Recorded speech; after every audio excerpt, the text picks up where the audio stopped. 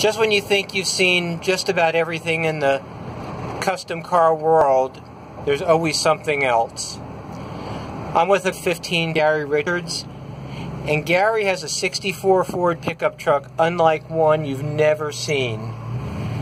It's running a Lincoln Mark VIII drivetrain from stem to stern, a 4.6 liter overhead cam V8 and the independent rear suspension. Gary, tell me about this vehicle. Well, I bought it from a guy I worked with in '92, and he couldn't drive it anymore because he was getting arthritis, and it had manual steering, and I could drive it, so we put power steering on it. And it had several different engines. 428, it towed real good, but it was big. And if I put a EFI 302 on it, which had good fuel economy, but it didn't have a tremendous amount of power, and it rode like a truck. So I saw where guys were putting a Grand Marquis subframe under the front of their trucks. Now, I want to stop you there for a second. Okay. One of the things I know Gary for what he does is he takes modern Ford drivetrains, typically out of Mark VII's, Crown Victorias, and puts them underneath mid-50s Ford. So I photographed several of Gary's cars, and that's how we first came to know each other. But when he told me that he had done this, I said, I just don't believe you. So Gary, continue. Well, anyhow, I thought that was a pretty good idea, but it still had the truck rear suspension, which you could haul 3,000 pounds, but when it was empty, it'd jar your teeth. So I had bought several Mark VIIIs at the insurance auction, and we decided to see if it would fit.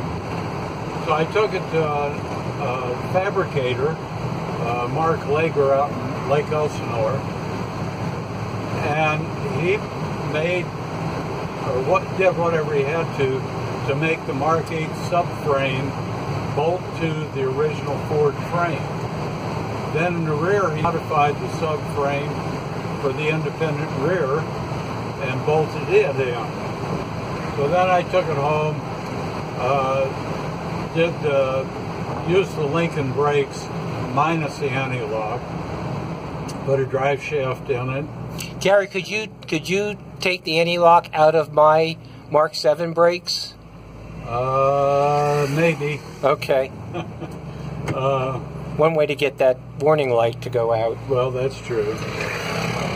But anyhow, the Mark VIII uses what I call frictional braking, where the right front and the left rear are in one half of the master cylinder, and the left front and right rear are in the other half. And it uses two proportional valves. And then I use the 67 Mercury brake booster with the Lincoln master cylinder. And I eliminated the speed-sensitive steering because it was a lot of extra work, but I still have power steering.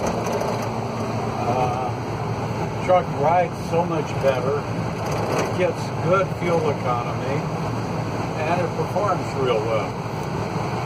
Why don't you put your foot into it, Gary? Let us see. Oh, okay. Going too fast. Let me slow down to where you will notice the difference between it and the 302.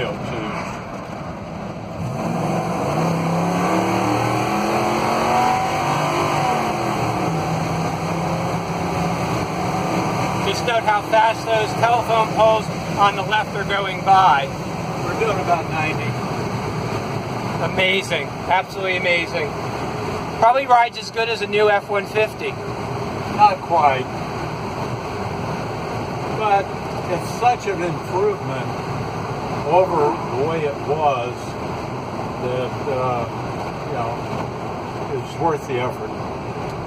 And this has been my everyday driver for years. He does have air conditioning, but it is currently inoperative. He's working on the heater right now. I used a 57 Ford passenger car dealer installed heater.